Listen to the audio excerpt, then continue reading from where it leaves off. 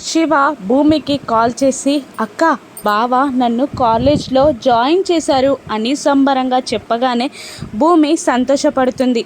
బావా నీకు పెళ్ళి ఫిక్స్ అయిందని తెలిసి చాలా జాలీగా ఉంది అంటూ స్వీట్స్ పంచిపెట్టారక్క అనగానే భూమి ఏడుస్తూ ఉంటుంది. కానీ ఆ తర్వాత అదంతా నాటకమని వట్టిగానే చేశాడని అర్థమైందక్క అని అంటూ గగన్ చేసిన పనులని వివరించి చెప్తూ ఉంటాడు శివ.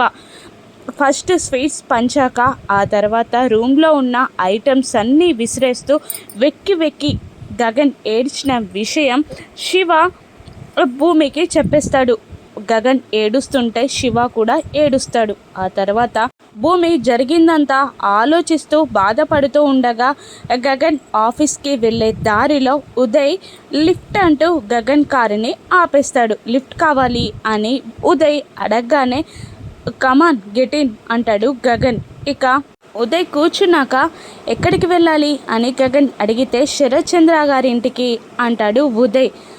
అవునా ఎందుకు అని గగన్ అడగగానే నేను శరత్ చంద్రకి కాబోయే అల్లుణ్ణి అని చెప్పేస్తాడు ఉదయ్.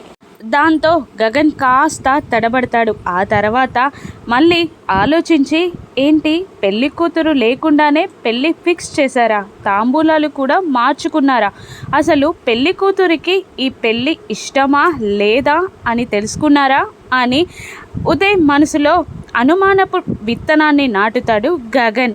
అది ఆ మాటలు గగన్ అనగానే ఉదయ్ ఫేస్ మారిపోతుంది. భూమికి కాల్ చేస్తూ ఉంటాడు. ఇప్పుడు ఉదయ్తో భూమి మాట్లాడుతుందా, పెళ్ళి ఇష్టం లేదు అని చెప్తుందా, ఇష్టం అని చెప్తుందా? పెళ్ళి ఇష్టం అని చెప్తే మళ్ళీ గగన్ రియాక్షన్ ఏంటి? ఈ రాను ఎపిసోడ్స్లో చూద్దాం. Thank you for watching.